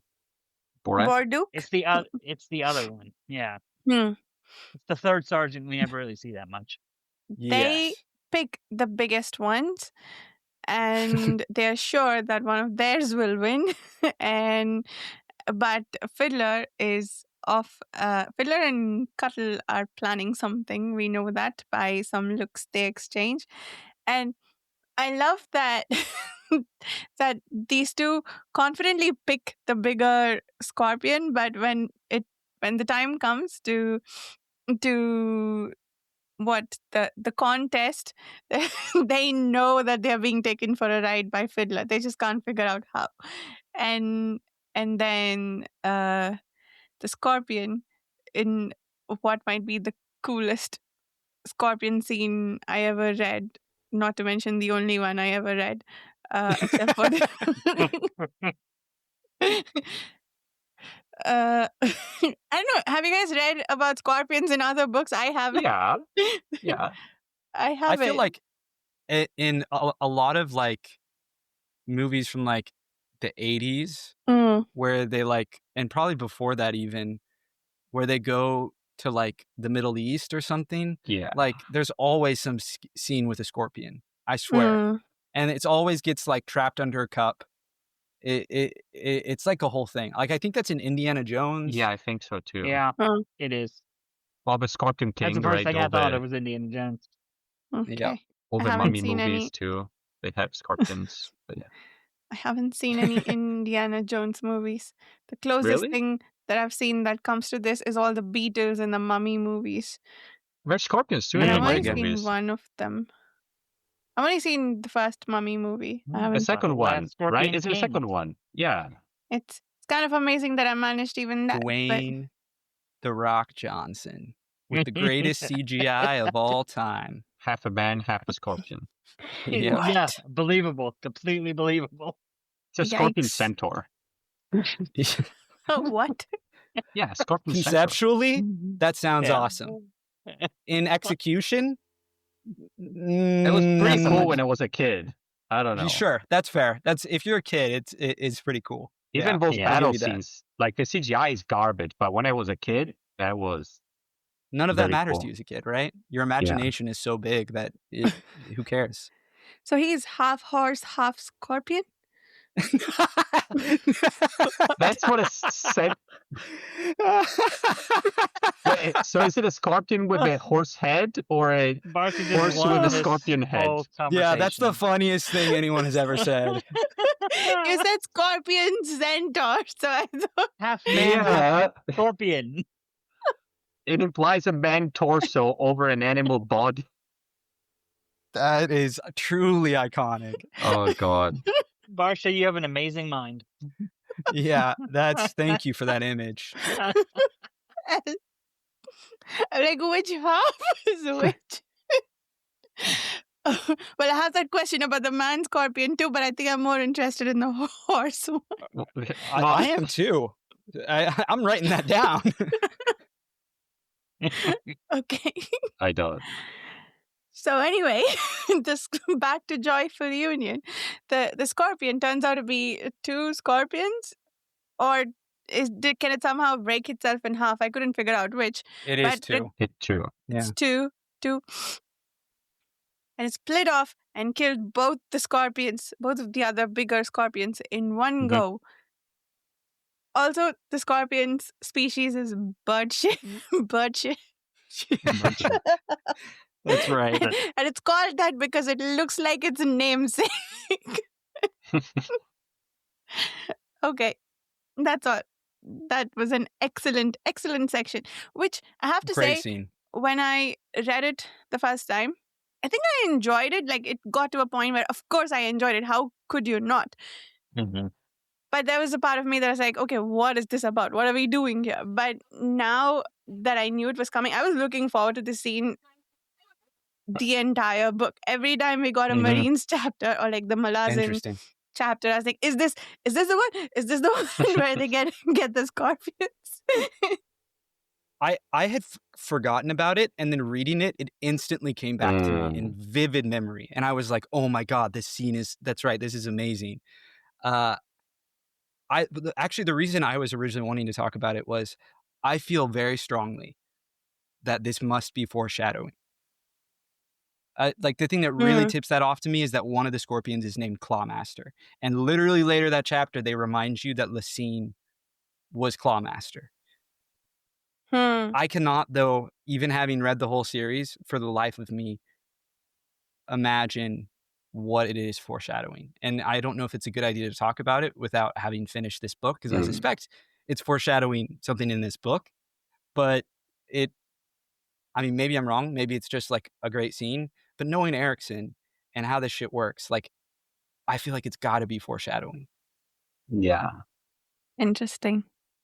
Okay, I'm gonna say something very brave, and very controversial. I'm gonna say I did not like this chapter.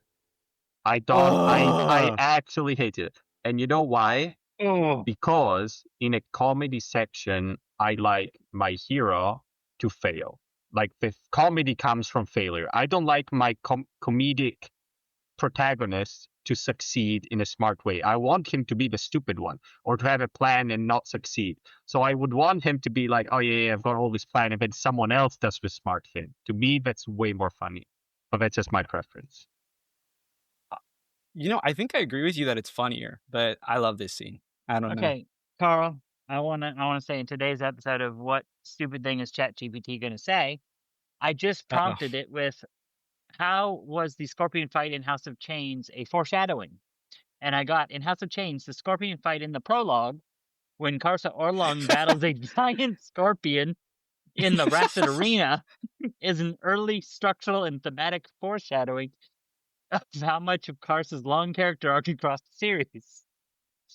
So there you go. That's what it That's a good foreshadowed. point. It's a good Is that the point. origin of the Scorpion King? Karsa's battle with him in the prologue. I don't know why Yeah. you don't remember this, Carl. In an arena, no less, with a giant scorpion.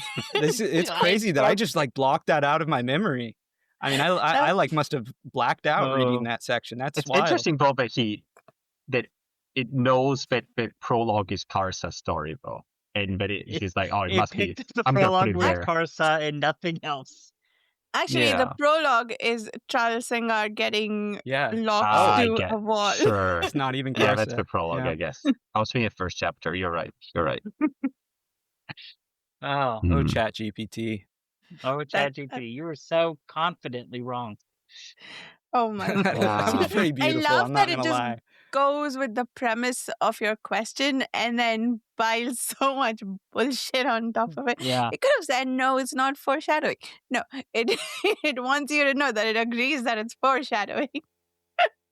Yeah, That reminds AI me is- where I recently I was reading this short story, and I did not really understand what happened at the ending. And I looked it up and I could not find anyone just the most basic synopsis of what happens at the very end. Like I was like, I genuinely have no idea what happened here. And so I put it in the Chat GPT asking, basically what the fuck happened here. And it proceeded to make things up, create new characters out of thin air, completely wrong names. And I kept reprompting him, like, no, this is not right. And I pushed it so far finally where I was like, I redid it and I was like, no, this very specific, I think what I said was like, the characters' names are this and this. What happened? One of them died. I need to understand what was going on there. And it finally, after like 5 prompts, gave me the correct answer where I was like, oh, okay, I think that makes sense. That actually, like, that lines up with what I read. It was crazy. I mean, the AI, like, it can do some things very well. It's something you're just like, you are truly making things up. It is wild. Oh, and this reminds me, I did promise you guys last week I was going to tell you what ChatGPT gave me as the answer to what is something breathes, because that last section was something breathes. Right. And so I said, why is this called something breathes? And I don't have it on, but to summarize, basically it was telling me that the something breathes is the hounds of shadow that are trapped in the Azath house in Raraku coming to life. And I was like, okay, well, you got the hounds of shadow, well, the hounds of darkness, right, in a different section. But they're definitely not in the Azath house. There's no Azath house in the book. Or I didn't think, actually, technically, I guess there kind of was. But it was in the Jagodan. Maybe could those statues be at old as of houses or something? I could somewhat believe it, but I don't know. Okay. I don't think so, but okay. I don't think so either. We'll go with that. Erikson says it's so in a future book. I could be like, sure, I could kind of believe it if you say so. Yeah, it does feel like a thing that could be true. I agree with that. With like how Malazan is, like that feels like a Malazan thing, but I don't know about that one. I don't know. That's what I hate about AI. It just if it was a person, I would hate their personality because they're always so no, because they're always so sniveling and so just like wanting to agree with you, just say yes whatever you say, and just lie to in a plausible way to make it seem like they know what they're talking. It just I Do don't you know. use it to write code, Dan? I've used it to write some very simple scripts. Yeah. But that's about it. I believe it's good at that. My understanding is it is good at like basic coding. Yeah, But- it's all right. yeah. I when I give it examples, it does fine. When I ask it to do its own thing, standard problems, it does fine. Other times it says. So one time it added back a problem. I just like flip-flopped between two things. Like, oh, I see, this is wrong, and then it put it in another place, and it's like, oh, I see, that is wrong, and then put it back where it took it out from, and my then it God. kept flip-flopping. I had to tell it, you did that already. Stop it. And it's like, you're Stop it. absolutely right. I did that already. And then it proceeded to do the same damn thing again. This is I the have- problem: is it doesn't yeah. learn, right? When people are talking about it's intelligent, like these are not like these models do not learn. Yeah. They're guessing, right? Well, they learn if you retrain them. That's when Mhm. they learn, not when Right, you're right. actually talking with them, I guess. Yes, they're not learning in the moment like human beings learn in the Yeah. moment, But I And- have to be honest, or like, animals. very even. recently at my company, AI suggested one of the head R&D guys a change which actually is going to improve our processing data capabilities by That's good. 20% in a lot of areas. And it was just like, well, he didn't know that it could do it. And it was just a very simple switch of like a Python code to a C++ different code that was already cool. like an already existing library. It was, pretty amazing. Yeah, I don't know. for what it's worth, I'm not completely anti-AI. I just don't believe it is. I guess you would call me a skeptic that I don't believe it will do all of the magical things and magically make it so no one has to work anymore, and you know we'll have a perfectly efficient society, and resources will no longer be scarce, and everything will be beautiful. Yeah. I just I- think I it could don't be know much better at a lot of things. Instead of making pictures of writing code or whatever, being like, oh, a smart way of finding things on the internet, or I don't know, a better way of filtering data or finding matches between large data sets, between things that a human, it would be so complicated to do it in a normal way. Yeah, there are Instead of certain the things that bullshit it'd definitely that- be faster. Clearly, though, analyzing books, it is not good at. No, But it does tell us what Not even a ants- little bit. what it No. told us what ants could mean in the what the symbolism No. of ants mean. I kind of like this though, like as like becoming a tradition for page burners is like just inputting into ChatGPT. Hey, what does this thing mean? Yeah. Just to remind ourselves how bad AI is. Yeah, it's Yep. like we're Butlerian jihading ourselves. We're reminding us like actually we have to do the thinking because it will not think for us. Yeah. No. No, it doesn't. Yeah, but I would be more interested in hearing, I don't know, Carl's completely wrong opinion on Lorik or someone compared to maybe even better opinion than ChatGPT, more factual opinion from ChatGPT. Absolutely. You know? I agree. I'm also more interested in hearing my opinion than ChatGPT's. Yeah. We both agree then. Depends Wait, on did the you day get- for me. That's fair. That's fair. Did you get all the Lorik love out of your system, Carl, or did you have more to Yeah. add? No, I don't have anything to say. Okay. And Dan, are you done with your Leoman? Leoman. I didn't say much about it. I just said that those battle scenes were very cool, I think. There were Okay. the more interesting battle scenes in the last couple of books, at least since the Chain of Dogs, I think. Okay. No, Yeah, actually, no. I I'm agree. wrong. The I'm up wrong. close. No, No? the last book had great battle scenes, but the best Yeah, I was battle gonna scene say, since there the are- Siege of Kapistan. Yes. There Yeah, you go. Yes. I'd agree with that. Yeah, so I was asking because I wasn't sure if we have covered those topics to your satisfaction Yeah, because those were your we're done. chosen subjects. But I think we've done it. We have covered everything about these chapters. Shall we do quotes? No, one little thing. Mm-hmm. I love Gamet. He's Oh, such yeah. a sad old man, and Yeah. he has no self-confidence, Mm-mm. and I love him. I really do. I reading about him, I care for him, and I don't So have deep thoughts about it. I I like him. I have something to bring up on that subject. So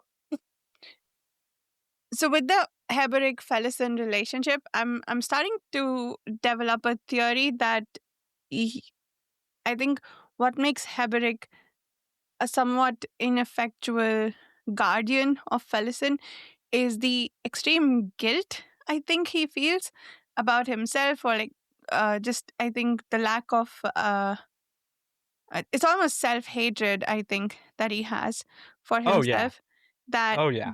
makes it so he's barely got the bandwidth to process his own feelings, so he doesn't have any to spare for Felicin.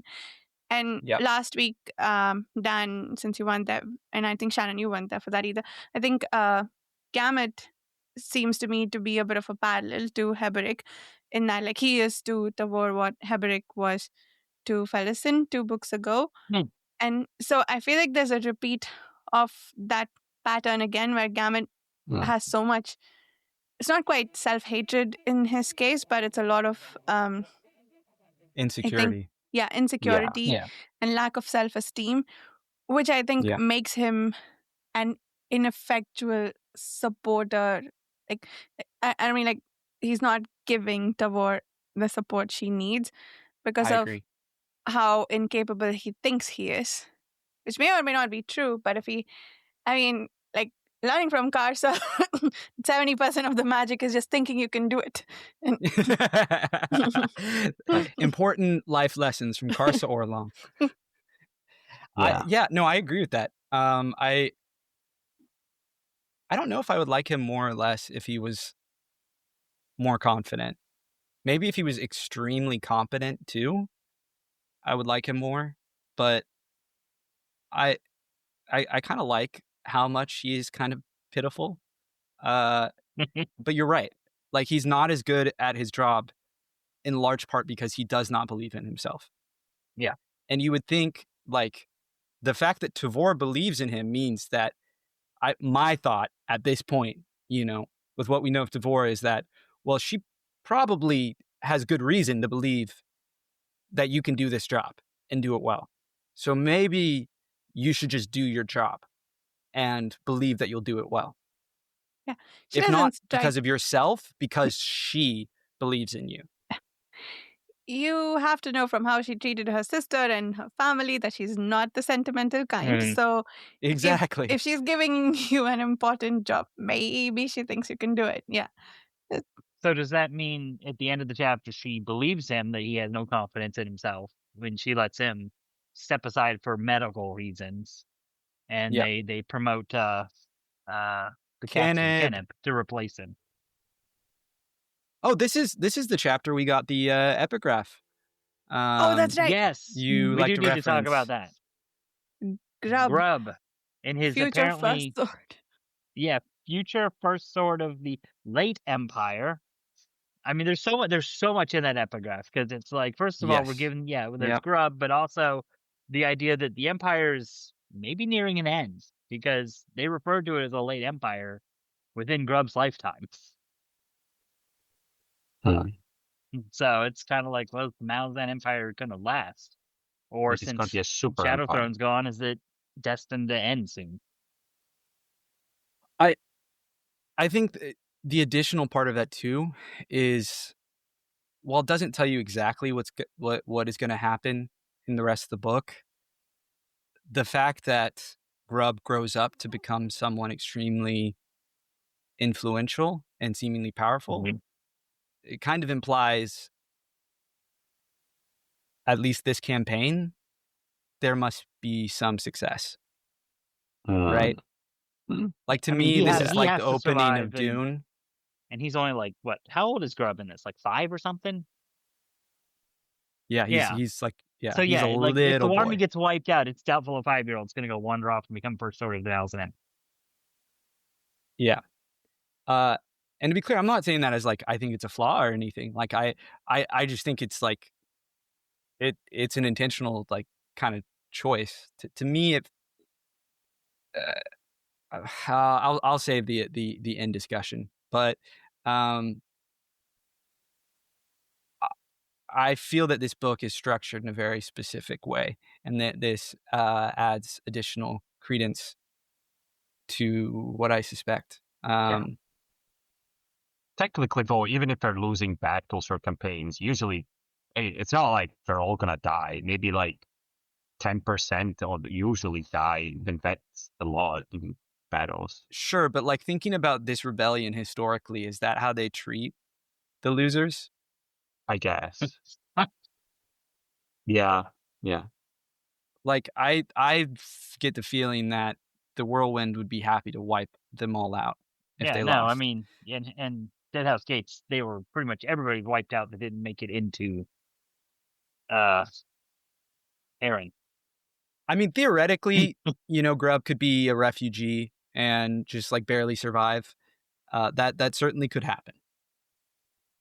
But it's not setting up. Like a lot of things, but everything is pointing towards one thing. I agree with you. Even other. Yes, exactly. There's like, we're giving repeated reasons to believe things are going to go one way. Yeah. Like repeatedly over the course of this book. So yes, that's exactly what I'm saying. Mm-hmm.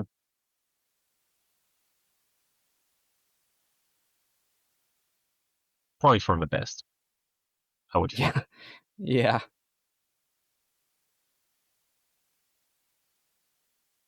Quotes now? Or anyone have other thoughts about Gamet or Grub? I have a quote that could lead into a little bit of a discussion.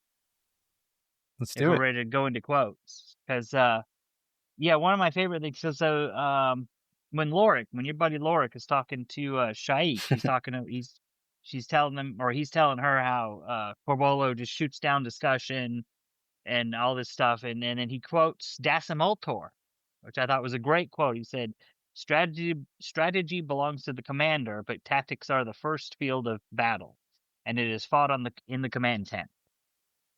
And so we get this idea that Dasimultor had this idea that the discussion, basically, that there should be a discussion, tactics should be discussed amongst the leadership and then implemented.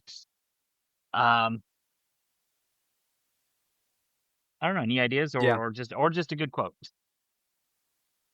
I think it goes back to that thing we kept hearing in Deadhouse Gates about how the Malazan soldiers think for themselves. Mm-hmm. And I think one follow-up question I had to that is, why didn't the soldiers then refuse to do what they were told when they were asked to surrender by Permqual, right?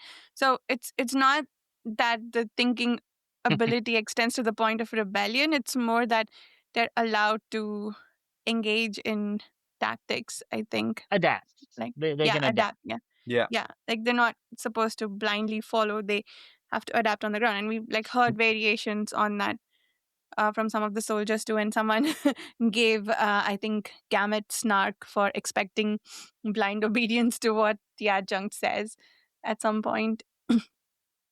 I like that. I like that idea as a whole. I mean, I would say we saw that in chapter 19 to a certain extent, a certain amount, where that the one stronghold was being overrun, and everybody got wiped out except 4 soldiers. But Gessler and his team, they adapted. They saw this is where it was going bad, and they went over, and then they saved Gamet and stuff after his horse got blown up, or maybe they blew up his horse, I guess technically. Yeah. I have to say though, the more I read about it, the more I think that the real reason the Malazan Empire is so successful militarily seems to be the more munitions. Like, if I think about it, so many fights, they're really only winning them because they have these explosions that nobody else has. Did they have them the first time they were in 7 cities, though? Do we know this or not? Because The Moranth we know They- are in Genovakis. I don't think so. And I Yeah, don't I think they would have had them until they But they had the hooked up with. mass at that time. Oh shoot, you're Right. right. And Yeah, they but- they did have the but- Platinum Mass. well, yeah, that's its own kind of nuclear weapon. And they had Dasamoltor, who was apparently amazing. They definitely Yeah. didn't have the Moranth ammunitions, though, because that is a new introduction into warfare in Gardens of the Moon. I believe it had Okay. been introduced either in that book or slightly before that book in the Black Dog Forest campaign. I'm just Okay. saying, if they didn't have them in these last 4 books, I don't think they would have been nearly as successful as they were. I think. I mean, I agree with that. Clearly, I can't it's disagree at all. saved them quite a lot. I mean, it's a way of giving magic to your kind of common man in a battle Yep. scenario. Yeah, I guess it's pretty rare to have, like, the powerful sorcerers seem to be pretty rare. Most of them do Yeah. very minor things. Mm-hmm. Right. Yeah, because you think, I mean, the rebellion has what, 3, 4, 4 big sorcerers. That's it. Yeah. And then actually, now that I think about it, the 14th has what? Just Nether and Nil? Is that it? I mean, really? Yeah. At I least mean, as they far have as we know. cadre Bottle. mages, but they're less They have powerful, Bottle. right? Yeah, they got some cadre mages, but we don't know how much they can really do.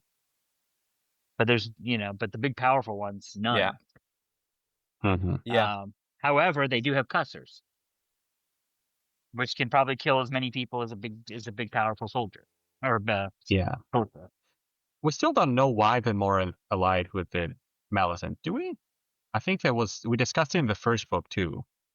I don't think They they've talked talk about it a yet. little bit, but not really in detail. I think it was just Not kind the of like a why. mutual agreement. Yeah. Yeah, they came to some kind of mutual agreement. They I don't wanted think some we've- revenge on some Yeah, people but- in Pale. I think they went and killed a certain number Mhm. for I revenge. guess. Yeah. Yeah, Oh, it just that's seems like right. the Malazan They are did getting a mention lot that. more out of a deal than the Moran. But I guess we don't know Well- the terms of a deal. But the Moranth haven't been conquered.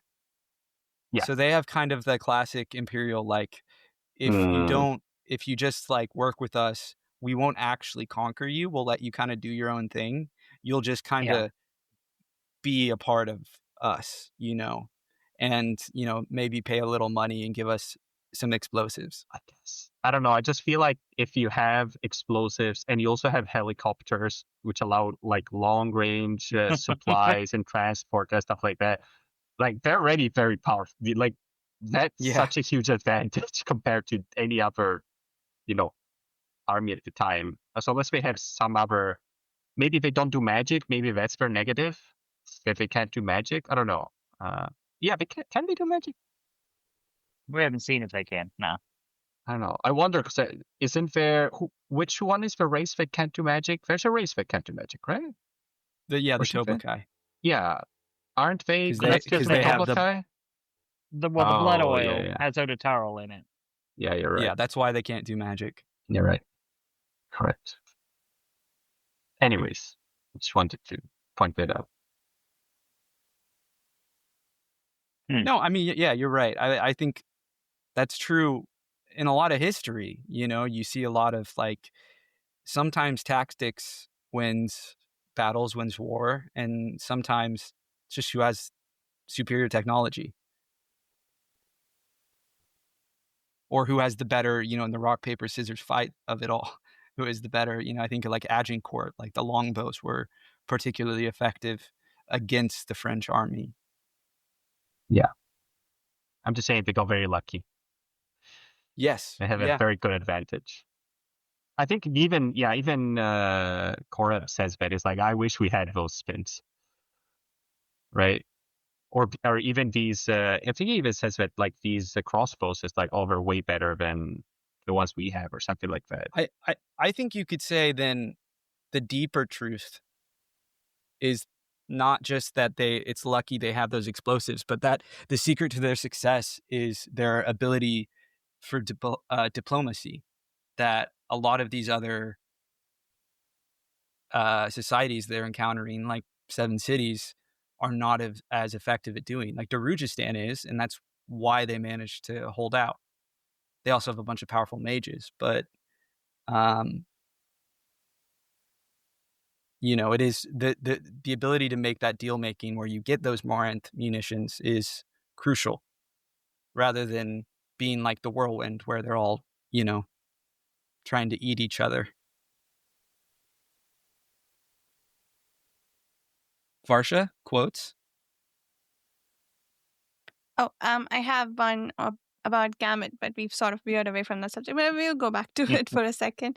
I think, I forget who this is. Yeah, I think it was Fiddler. He said he knew since the first thing that an old soldier put away was his nerve, and that was the first thing that an old soldier put away was his nerve, and that was hard, if not impossible, to get back.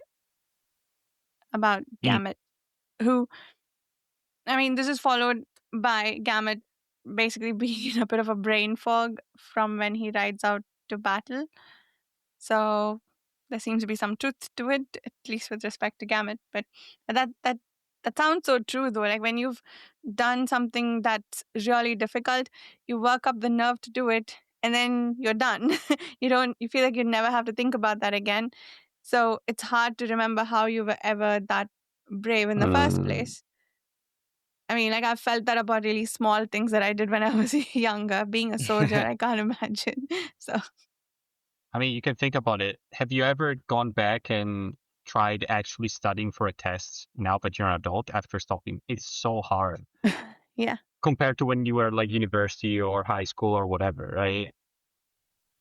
It's just very hard to get back you into get into things. habits. Yeah. But I also agree, like Gamet, I don't think he's cut out anymore, be honest, to leading soldiers, because you need to have at least some amount of callousness of being willing to trade your soldier's life for your, victory, which I don't think he has. I think he cares too much now. Yeah. I agree with that. Good.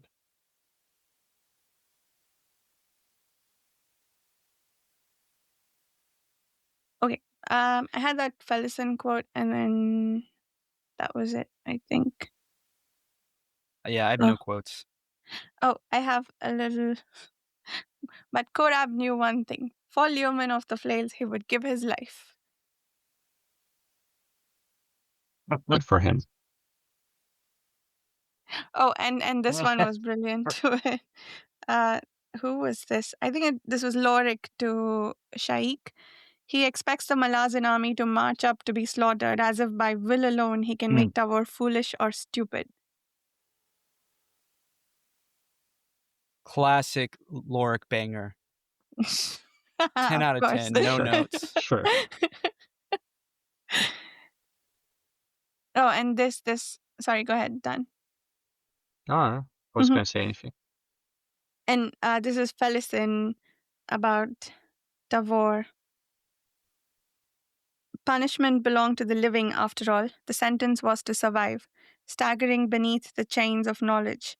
A sentence not just of living, but of living with. That was the only answer to everything.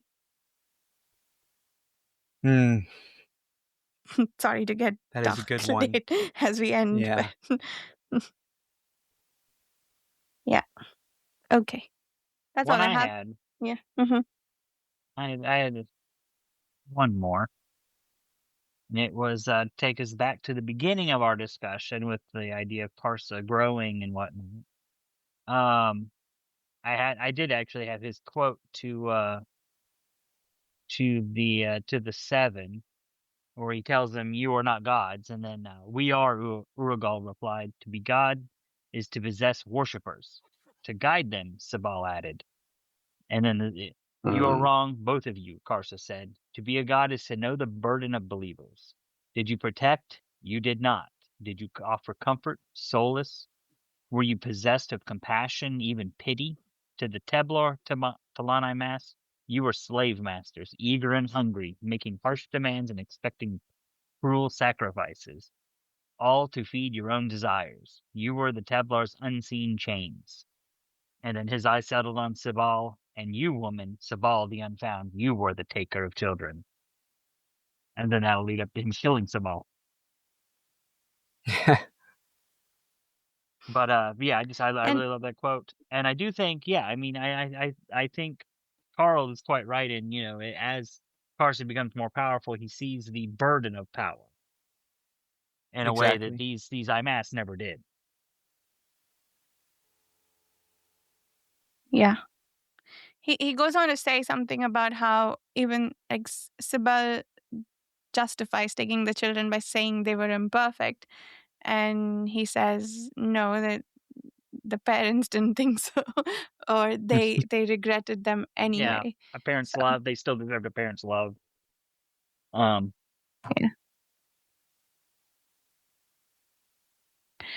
Cool. I think we'll call it there unless anyone has anything to add. No? Okay. Nope. Next week, we'll have 2 chapters to read, chapters 20 and 21. Thank you so much for listening, and we'll see you soon. Bye.